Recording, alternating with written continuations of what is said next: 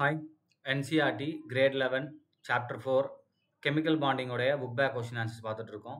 Question number 4.36 Compare the relative stability of the following species and indicate their magnetic property அப்படின்னு கேட்டிருக்காங்க. So ஆக்சிஜனுடைய species கொடுத்துருக்காங்க. என்ன கேட்டிருக்காங்கன்னா stability அதே மாதிரி மேக்னெட்டிக் ப்ராப்பர்ட்டி இது ரெண்டையும் கேட்டிருக்காங்க. ரைட். ஸோ ஃபஸ்ட்டு நம்ம என்ன பண்ணலாம் அப்படின்னா இது ஆக்சிஜனுடைய எம்ஓ பார்க்கலாம். இப்போ இதுக்கான ஆன்சர் நம்ம ஆக்சிஜனுக்கு பி ஆர்பிட்டாலுடைய எம்ஓ மட்டும் வரைஞ்சாலே போதும். உதாரணத்துக்கு ஆக்சிஜனுடைய atomic number 8. So valence electron full electron எழுதலாம் 1s2 and 2s2 and 2p4. 2p4க்கு மட்டும் என்ன பண்ணுங்க எம்ஓ வரைங்க. இப்போ ஆக்சிஜனுக்கு நம்ம எம்ஓ போடும்போது நமக்கு என்ன ஆகும்னா பி ஆர்பிட்டால்ஸ்க்கு மட்டும் நம்ம எம்ஓ வரையலாம்.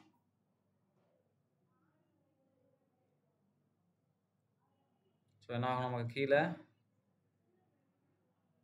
பை 2px பை 2p வந்துடும். இது சிக்மா இசட். அடுத்து நமக்கு என்ன வரும் பை ஸ்டார், அடுத்து என்னது சிக்மா ஸ்டார். ஸோ அது எல்லாமே நமக்கு ஃபார்ம் ஆயிரும். அண்ட் இது பை 2px, இது பை 2py, இது சிக்மா 2pz, அண்ட் இது pi star 2px and pi star 2py and sigma star 2pz. So எல்லாமே போட்டாச்சு. நமக்கு P4 எத்தனை எலக்ட்ரான் இருக்குது 1 2 3 அண்ட் இங்கே 4 4 எலக்ட்ரான் இருக்குது. இங்கேயே நமக்கு என்ன ஆயிரும் 4 எலக்ட்ரான் வரும். ரைட். அவன் மொத்தம் 8 எலக்ட்ரான். ஸோ 8 எலக்ட்ரானை நான் ஃபில் பண்ணுறேன். அப்போ 8 எலக்ட்ரான் ஃபில் பண்ணாலும் 1 2 3 4 5 6. ஸோ இங்கே 1 7 8. இதுதானது O2வோட எம்ஓ. சரியா? இப்போ மேக்னெட்டிக் ப்ராப்பர்ட்டி கேட்டிருக்காங்க. ஃபஸ்ட்டு O2க்கு வரைஞ்சிட்டேன். ஸோ O2வோடைய மேக்னெட்டிக் ப்ராப்பர்ட்டி பாருங்கள். அன்பார்ட் எலக்ட்ரான் இருக்கா? அப்போ அன்பார்ட் எலக்ட்ரான் தான் நம்ம என்ன சொல்லுவோம் பேரா மேக்னெட்டிக் அப்படின்னு சொல்லுவோம் இல்லையா? ஸோ இட் இஸ் பேரா மேக்னெட்டிக். அண்ட் பாண்ட் ஆர்டர் கண்டுபிடிங்க. ஸோ பாண்ட் ஆர்டர் போட்டிங்க அப்படின்னா இங்கே 6 இங்கே 2 இல்லையா? Bonding anti bonding. நம்ம 1s 2s சேர்க்கணும்னு அவசியம் இல்லைன்னா அது ஒன்று கேன்சல் பண்ணிக்கும். ஏன்னா கம்ப்ளீட்லி ஃபில்டாக இருக்கிறதுனால இப்போ பி மட்டுமே ஃபோக்கஸ் பண்ணால் போதும். இல்லை பாண்டிங்கில் பாருங்கள் 6 6 மைனஸ் 2 என்ன நமக்கு 4 4 பை 2 என்ன? ஸோ 6 minus 2 divided by 2 போடும்போது என்ன ஆயிரும் 2. இப்போ பாண்ட் ஆர்டர் 2 O2 எழுதியாச்சு. அடுத்து பாருங்கள் O2 ப்ளஸ். ஸோ O2 ப்ளஸ்னானது ஒரு எலக்ட்ரானை ரிமூவ் பண்ணால் ப்ளஸ் ஆயிரும். ஸோ அப்போ இங்கே இருக்கக்கூடிய இந்த ஒரு எலக்ட்ரானை என்ன பண்ணணும் ரிமூவ் பண்ணணும். ரைட்டா? ஸோ ரிமூவ் பண்ணிட்டேன்னா இதுதான் O2 ப்ளஸ். இதுலேயும் நமக்கு அன்பார்ட் எலக்ட்ரான் இருக்குது. ஸோ இதுவும் நமக்கு எப்படி இருக்கும் பேரா மேக்னெட்டிக்காக இருக்கும். ரைட். அண்ட் பாண்ட் ஆர்டர் பார்த்தீங்க அப்படின்னா 6 minus 1 divided by 2. அப்போ நேரம் 5 by 2 ஈக்குவல் என்ன வரும் நமக்கு 2.5 வரும். ஸோ இதான் பாண்ட் ஆர்டர். ஏன்னா இங்கே எலக்ட்ரான் ஆன்டி பாண்டிங்கில் ஒன்று குறைஞ்சிருச்சு இல்லையா?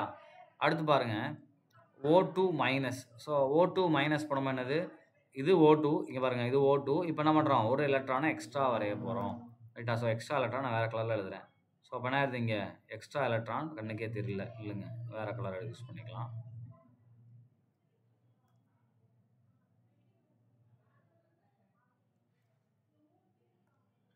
ஸோ எக்ஸ்ட்ரா எலக்ட்ரானை நான் என்ன பண்ணுறேன்னா க்ரீன் கலரில் போகிறேன். இது என்னது மைனஸுக்கு வரக்கூடிய எக்ஸ்ட்ரா எலக்ட்ரான்.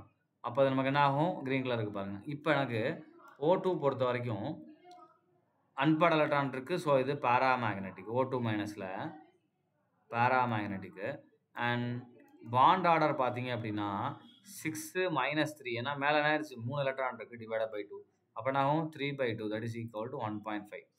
ரைட். அடுத்து பாருங்கள் O2 2 மைனஸ் இருக்குது. அப்போ O2 2 மைனஸ்னால் இன்னொரு எலக்ட்ரானும் நம்ம எக்ஸ்ட்ரா ஆட் பண்ணணும். அப்போ என்ன ஆகும் இங்கே இன்னொரு எலக்ட்ரான் ஆட் ஆகும். அப்போ நமக்கு O2 2 மைனஸில் அன்பார்ட் எலக்ட்ரானே இல்லை. அப்போ இது கம்ப்ளீட்டாக நமக்கு என்ன ஆயிரும் டயாமேக்னெட்டிக்காக மாறிடும். ஸோ அப்போ O2 2 மைனஸ் என்ன ஆயிரும் நமக்கு டயாமேக்னெட்டிக்காக இருக்கும். அண்ட் பாண்ட் ஆர்டர் பார்த்தீங்க அப்படின்னா 6 மைனஸ் மேலே 4 ஆயிருதா? 4 டிவைடட் பை 2 என்ன நமக்கு 2 by 2 equal to 1. So bond order 1. இப்போ மேக்னெட்டிக் ப்ராப்பர்ட்டியை நான் இங்கே என்ன பண்ணிட்டேன் உங்களுக்கு கிளாஸிஃபை பண்ணிட்டேன் இல்லையா? ஒவ்வொன்றுக்குமே என்ன பண்ணிட்டேன் மேக்னெட்டிக் ப்ராப்பர்ட்டியை கிளாஸிஃபை பண்ணிட்டேன். ஸ்டெபிலிட்டி கேட்டிருக்காங்க. ஸ்டெபிலிட்டினா என்ன சொல்லுவோம்ப்பா பாண்ட் ஆர்டர் வச்சு சொல்லலாம். அதனால தான் பாண்ட் ஆர்டர் எழுதியிருக்கேன். அப்போ bond order is directly proportional to stability. அப்போனா பாண்ட் ஆர்டர் அதிகமாக இருந்தால் அந்த காம்பவுண்ட் ஸ்டேபிள்னு அர்த்தம். அப்போ ஸ்டெபிலிட்டி எப்படி கேட்டிருக்காங்க ரிலேட்டிவ் ஸ்டெபிலிட்டி கேட்டிருக்காங்க. ஸோ நான் இன்க்ரீசிங் ஆர்டரில் எழுதலாம். இருக்கலே பாண்ட் ஆர்டர் யார் கம்மி பாருங்கள். So O2 2 மைனஸுக்கு. அப்போ ஸ்டெபிலிட்டி நான் எப்படி எழுதலாம் O2 2 மைனஸ், அதை விட யார் ஸ்டேபிள், லீஸ்ட் ஸ்டேபிள் இதுதான், அதை விட ஸ்டேபிள் பார்த்தீங்கன்னா O2 மைனஸ், அதோட ஸ்டேபிள் O2, ஏன்னா அதுக்கு 2 தான் இருக்குது. யாருக்கு பாண்ட் ஆர்டர் இருக்குது அதிகமாக இருக்குது, O2 ப்ளஸுக்கு இருக்குது. ஸோ இதுதான் நமக்கு ஸ்டெபிலிட்டியோட ஆர்டர், ரைட்டா? அவ்வளோதான். ஸோ இந்த கொஷின் நமக்கு ஓவர். அப்போ என்ன பண்ணியாச்சு, ஸ்டெபிலிட்டி அண்ட் மேக்னெட்டிக் ப்ராப்பர்ட்டி ரெண்டையுமே டிஸ்கஸ் பண்ணியாச்சு. தேங்க்யூ.